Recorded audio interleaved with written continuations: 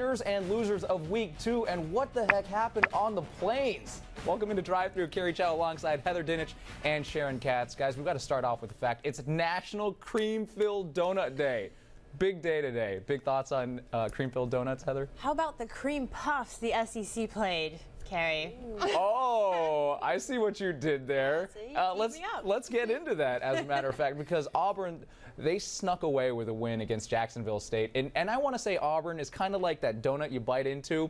You're not exactly sure if it's going to be cream or jelly. You have expectations, and it turns out it's not what you thought they were. Sharon, what happened to Auburn? What's their biggest problem? I think you can point to their offense and their defense, which has both been below average. I think the offense is the bigger problem. I mean, most people expected Will Muschamp to come in, snap his fingers, and everything would be fixed. They should have been better against Jacksonville State, but I'll give their defense a little bit of time. Their offense is what surprised me. Their passing game and their run game struggled. Jeremy Johnson has thrown 5 interceptions. He's thrown interceptions at a higher rate than any Power 5 player in the country. And their run game, that's their strength. But this year, they just can't get it going. They're averaging 4.5 yards per rush, about a yard fewer than last year, and ranked 70th in the country in that category. So I think they need to get their offense going to get back on track. Yeah, certainly. Heather, what did that game do to Auburn's playoff hopes? You have one of those little emojis where the flames, okay? I mean, it's not good. And the reason is because the eye test matters. And I spoke with selection committee member Bobby Johnson this summer. He's taking over one of the spots for the 13 members. And the eye test matters to him. It's going to be hard to forget how they played in this game, even though they came out with a win. Now, the reality of the situation is Auburn can go on force Jeremy Johnson to throw it, and if he can't throw it, then they're just not going to be a contender right now. They just don't look like a playoff contender. Also in the SEC, more woes. Arkansas loses to Toledo. The final score 16-12.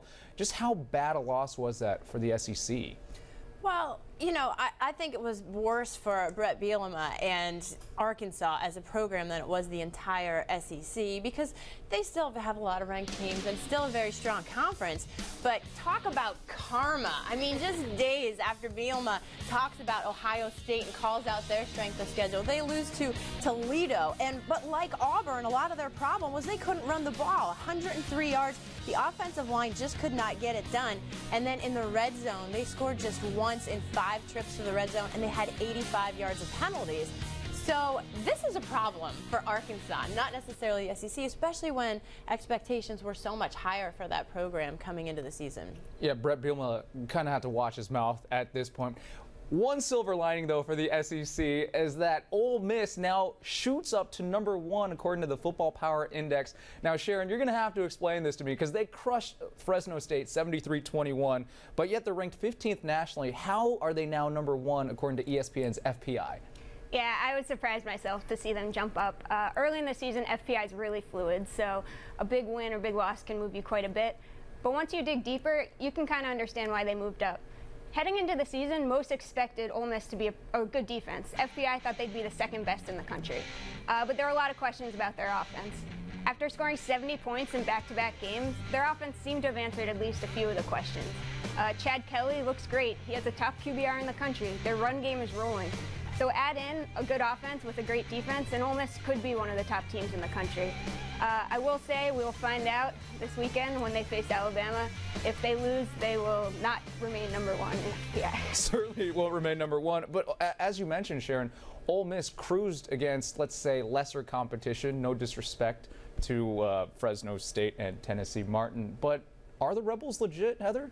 Well, we're going to find that out. I don't know. I mean, Alabama is going to tell us that whether or not they are, but I think Chad Kelly has definitely made some very good strides and has looked really a first-round draft pick, and it would help to have him against what could be one of the best defensive fronts in the country. So I think that's an interesting question going in there, but they could get exposed by Alabama. I don't know, but with what we've seen so far, it looks pretty good, but they haven't been tested.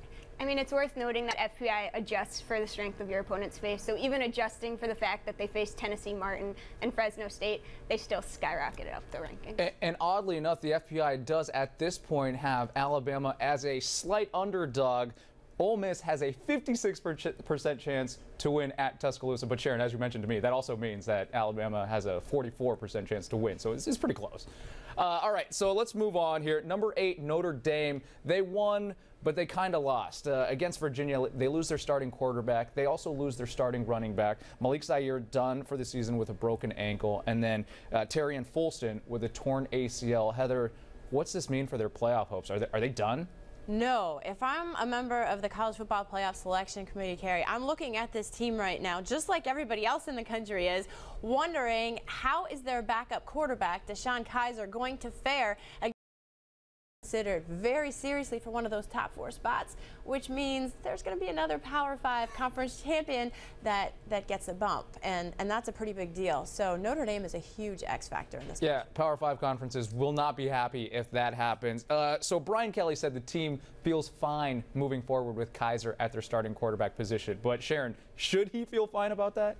Yeah, I mean, Kaiser played well in limited action. He was 8 for 12 against Virginia. He led them on a game-winning drive, had a huge fourth-quarter conversion, and he has a lot of talent around him. Yes, Zaire got hurt and Folston was hurt, but Procise, the backup running back, looked great. Will Fuller, really good wide receiver, and they have a great offensive line.